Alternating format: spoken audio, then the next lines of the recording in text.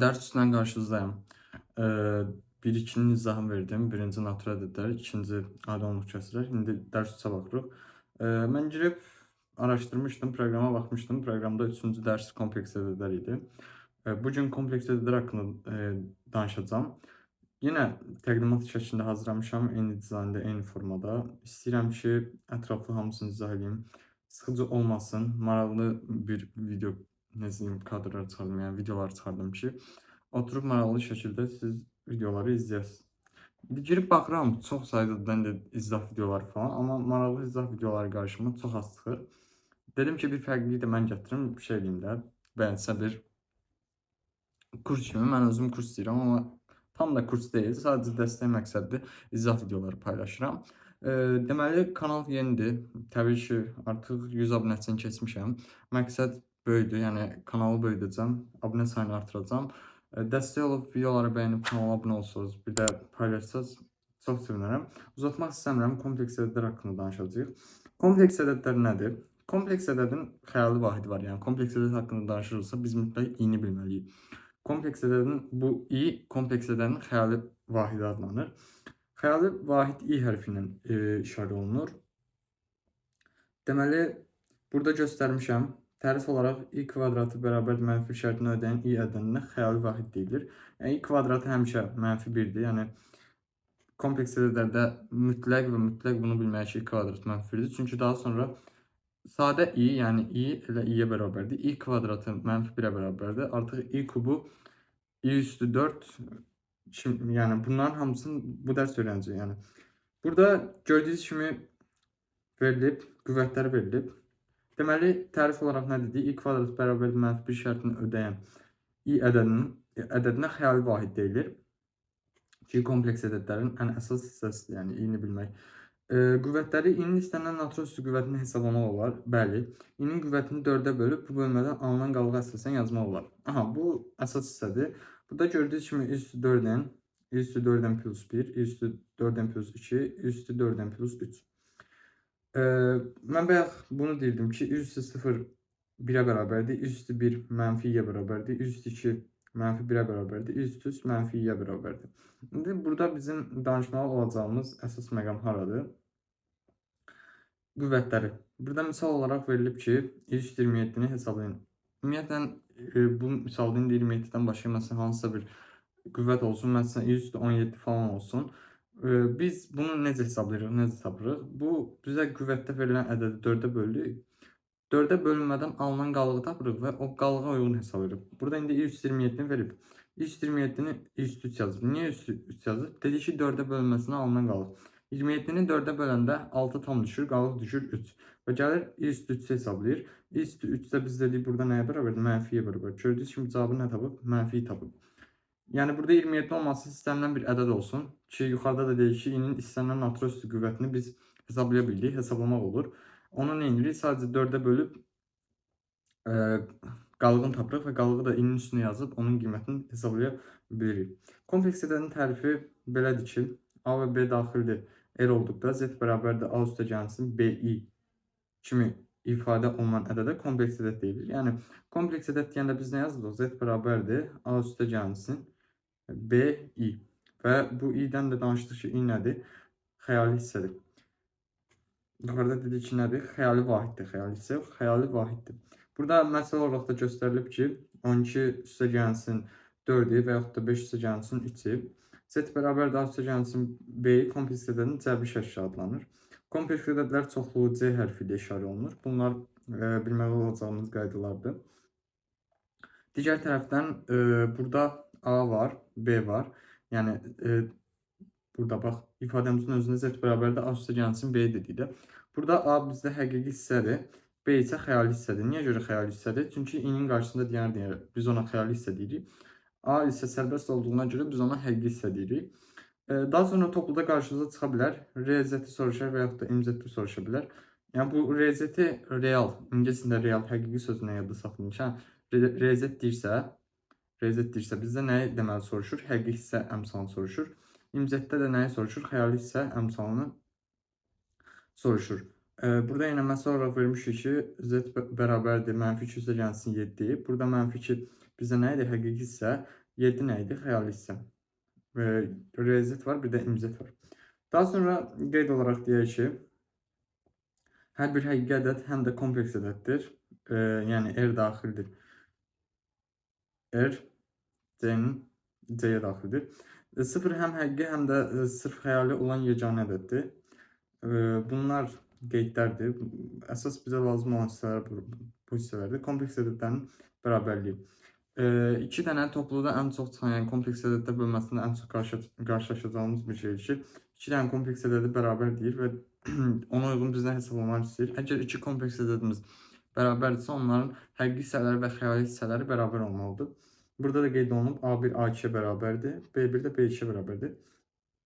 Baxın, topluda falan ən çox qarşımıza çıxan misal tipləri belədir. Deyir ki, olarsa x, y-i tapın.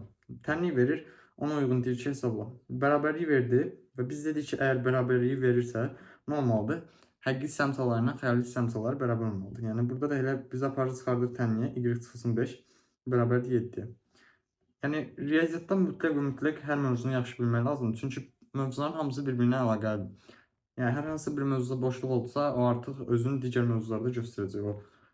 O boşluq hardasa, yəni sizə dəyəcək. Yəni, fırlanıb hardasa sizi vuracaq. Kompleks ədədlər üzərində əməllər var. Normalda yenə deyirik ki, A1, A2, B1, B2 daxil dəyər olduqda Z1 bərabərdir A1 üstəgəlsin B1i və Z2 bərabərdir A2 üstəgəlsin B2 kompleks ədədləri aşağıdakı əməlləri ödəyir. Deməli, əməllərimiz nədir? Toplanması, çıxılması. Kompleks ədədləri normal qaydada biz toplayıb çıxa bildik. Burada gördüyünüz kimi qeyd eləmişəm, göstərmişəm. Z1 üstəgəlsin Z2 və yaxud da çıxılsın cəmi və yaxud da fərqi nə edirik? Normal qaydada yazırıq. Yəni A1 ilə A2-ni toplayırıq, B1 ilə B2-ni toplayıb bu qaydada yazırıq. Həqiqi səmsalarını toplayırıq, xəyali səmsalarını toplayırıq. Daha sonra burada vurulması var. Vurulması da normal qaydada 2 ədədi bir-birinə vurursa o qaydadadır. Burada ümumi hal verilib. Bunu əzbər bilsəz daha yaxşıdır, əzbər bilməsəz də bir fərq eləmir. Normalda məsələn hasil deyəndə normal qaydada vurub tapmaq daha yadda qalan, amma yadda saxlaya bilsəz sizin özünüz üçün müsbətdir. Məsələn, misal olaraq vermişik ki, üstəgəlsin i, 2 çıxılsın i-nin hasili. Burada bunları bir-birinə vuranda 3-ü 2 bunu birinci bu mötərizəyə vururuq, sonra i-ni mötərizəyə vururuq. Yəni birinci 3-ü, sonra i-ni. Yəni ki, bunu bildik. 6 çıxılsın 3 eləyir. Üstəgəlsin 2i çıxılsın i kvadratı. Yuxarıda mən qayda demişdim ki, i kvadratı nəyə bərabərdir? -1-ə bərabərdir. I kvadratın yerinə gördüyünüz kimi -1-i əvəzləyib, -1-i qoyub. Burada 6 çıxılsın i, çıxılsın -1, 7 çıxılsın i-ni verir. Siz burada i kvadratını əvəzləməsəz, onun yerinə qiymət qoymasınız, dediyim kimi cavab tapa bilməyəsiniz. Yəni sonra baxarsınız cavablarda cavab olmayacaq, çaşbaş qalarsınız ki, hə, fərqli cavab tapmışam və yaxud da cavab fərqlidir də. Qoşması nədir? Kompleks ədədin qoşması burada bizə də daha çox lazım olacaq. Nə idi? Bölünməsində falan çox çıxacaq qarşımıza. Ümumiyyətlə, qoşma deyəndə sadəcə xəyali hissənin işarət fərqi olur. Yəni, Z əgər A üstəgəlsin B idisə, onun qoşması Z üstü xətt işarə olunur və A çıxılsın B kimi yazılır. Qeyd olaraq burada D kiçikdir 0 olduqda AX kvadrat üstəgəlsin BX üstəgəlsin C bərabərdir 0, yəni kvadrat tənliyi. Əgər diskriminant kiçikdir 0 olarsa, tənliyin kökləri qoşma kompleks ədədlərdir. Kompleks ədədləri keçməyə qədər müəllimlər sizə bu haqda demirlər. Normalda biz demişik ki, diskriminant kiçik olanda tənliyin həlli yoxdur. Tənliyin həlli var, amma tənliyin real həlli yoxdur. Kompleks ədədlə həlli var. x1 A üstəgəlsin B olur, onda x2 də A çıxılsın B olur. Misal olaraq x kvadrat çıxılsın 4x üstəgəlsin n bərabər 0 tənliyin köklərindən biri 2 çıxılsın 5 olarsa m-i tapın. Bunun da həlli belə olacaq ki, dedik ki, qoşmadır. Əgər qoşmadırsa m bərabərdir x1 x2, x1 x2-ni vururuq. 4 çıxılsın 25 i kvadratı. Dedim ki, i-ni yerinə qoymalıyıq. 4 üstəgəlsin 25, o da bizdə verəcək 29-u. Bölünməsi. Kompleks ədədlərin bölünməsində biz nə edirik? Məxrəci qoşmasına vururuq. Yəni, sizdən məsələn istəyər ki, Z1-in Z2-yə bölünməsini tapın. Siz mütləq və mütləq onun məxrəci qoşmasına vurmalısınız. Sürətlə məxrəcisə, məxrəcin qoşmasına vurmalısınız. İndi burada məsələn verib, deyir ki, Z1-in Z2-yə nisbətini tapın, yəni bölünməsini tapın.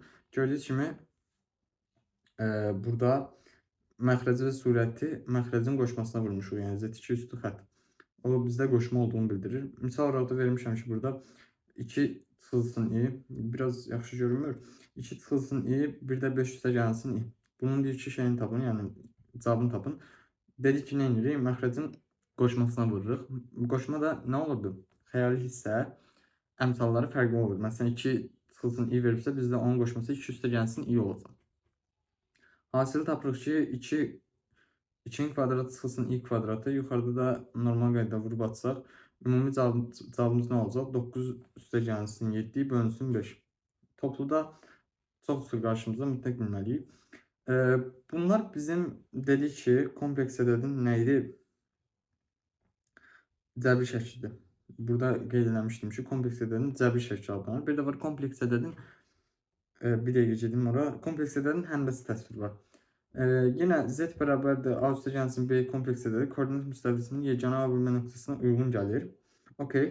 A ilə B burada şeydir, koordinatda x, y-dir. Yəni götürsək. L kompleks ədədin moduludur. F kompleks ədədin arqumenti adlanır. OX oxu həqiqi ox, OY oxu xəyali ox adlanır. Okey. Bunları bildik.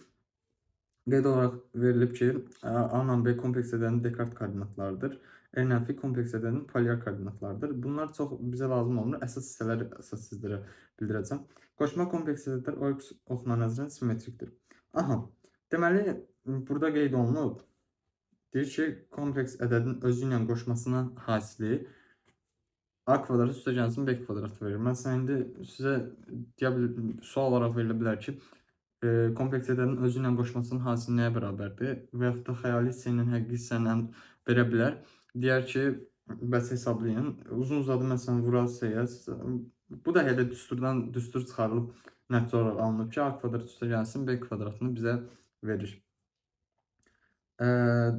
Daha sonra modul olaraq yəni qoşma kompleks ədədin modulu onun əksinin moduluna bərabər. Deməli, kompleks ədədin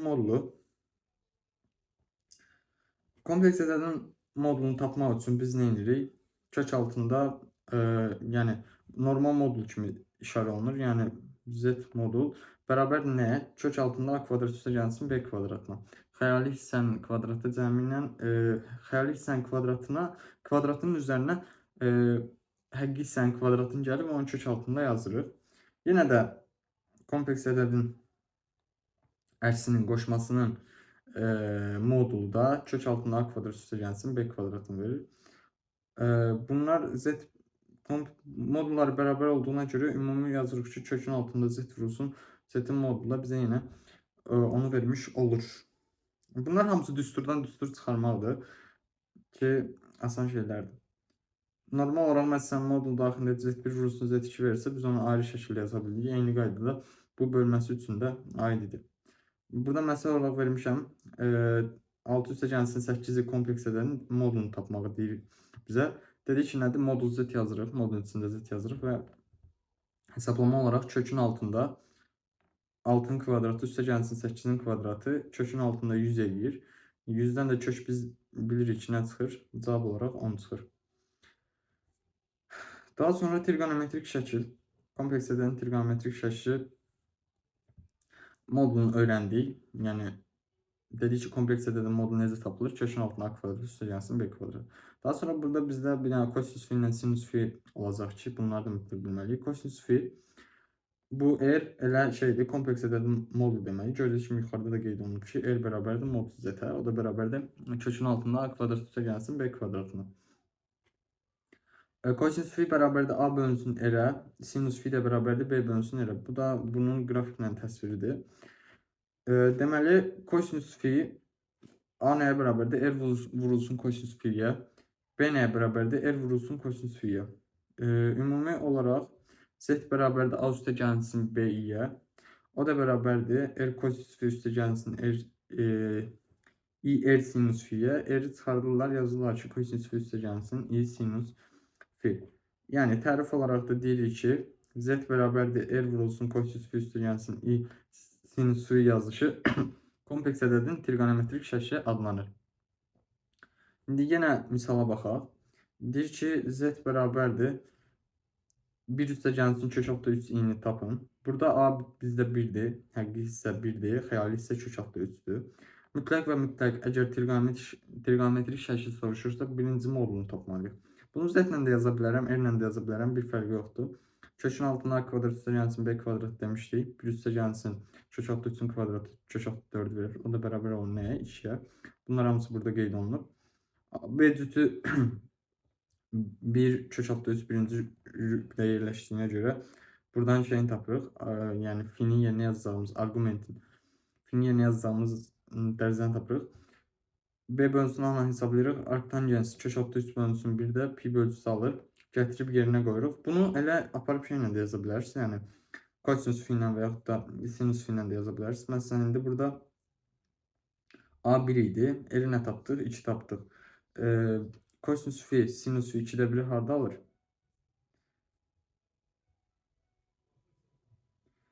Ee, 60, yox, bir dəqiqə. B kök altda 3 idi. Aha, A 1 idi. R 2 idi. Hə, kosinus 2-də 1-i 60-da alır da. İkisi də pi bölgüsü verir. Düz hesablamışıq. Sadəcə biraz fikrim qarışdı. Yəni aparıb yenə də yerinə qoysanız, A-nın yerinə 1 qoysanız, L-in yerinə 2 qoysanız, kosinus 2-də 1-i 60-da alır. Mənim fikrim kök altda 2 bölü 2 getdi. Gördüyünüz kimi ümumi şəkildə də yazılıb ki, yəni trigonometrik şəkil olaraq da yazılıb ki, 2 vurulsun kosinus pi bölü 3 üstə gəlsin i sinus pi bölü 3. Trigonometrik şəkildə verilmiş kompleks ədədlər üzərində əməliyyatlar. Deməli, normal qaydada toplanması var, bunların da çıxılması var. Çətin deyil. Toplayan zaman biz normal qaydada Z1, R1, Z2, R2. Toplanması normal qaydada toplanır. Bizə əsas burada vurulmasına bölünməsi lazım olacaq. Bərabərlik işarəti Z1, Z2 bunları bilməsəydi olar. Əsas, amma yox, bilməliyim. Z1, Z2-yə bərabərsə R1, R2-yə mütləq bərabərdir. Fi 1, Fi 2-yə bərabərdir. Üstə gəlsin 2 pika. Burada 2 pika dövrümüzdür bizim. Aha, vurulması Z1, Z2-yə vuran zaman biz R1, R2-yə vururuq. Yəni modulları. Kompleks ədədlərin modullarını vururuq. Daha sonra bizdə arqumentlərimiz, yəni fiilləri toplayırıq. Vuran zaman fiillər toplanılır. Misal olaraq burada qeyd olunub. Deyir ki, Z1, Z2-yə hasilini tapın, vurulmasından alınan nəticəni tapın. 2-ni 5-ə vururuq 10. Digər tərəfdən arqumentləri toplayırıq. Nəticə olaraq nəticəni alınıb 10 kosinus pi bölünsün 2, i sinus pi bölünsün 2. Çox da çətin deyil əslində. Ümumiyyətlə kompleks ədəd asandır. Kənardan belə həm çətin, həm baş qarışdırıcı bir mövzu kimi görünsə də ən asan mövzulardan biridir.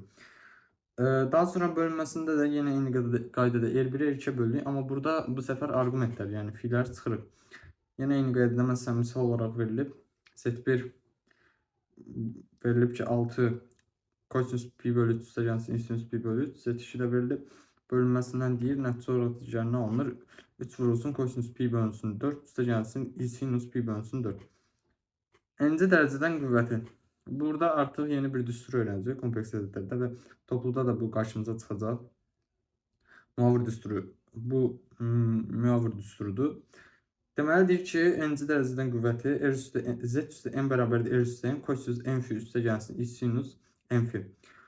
Modula n-ci dərəcədən qüvvətə yüksəldilir, arqument n-ə vurulur.